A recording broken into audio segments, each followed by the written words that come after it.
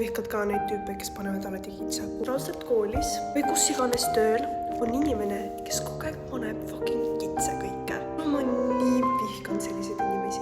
Mis teil viga on? Miks te peate mingi kuradi iga asja ära rääkima? Milleks? Kas see teeb sulle head kuidagi või? Sorry, ma ei oska fake tan'i kasutada. Mu aju lihtsalt on nii praegu. Rase Karmo tuleb teile nii tagasi. Mul on küsimus.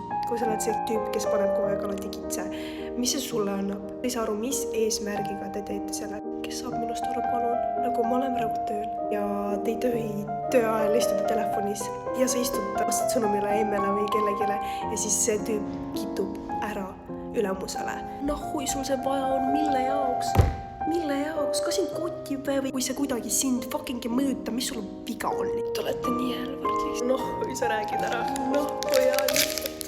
Kui kunagi ei saa aru. Ma pole kunagi kitse pannud. Kes mind ei koti teiste elu. Mind fucking koti. Kes ei käi tundides, kes paneb poppi, ei käi tööl. Mind ei huvita. Mind huvitab minu elu. See tähendab, et su elu on üle üldse häid asju täis. Üritad teiste elu halvaks teha.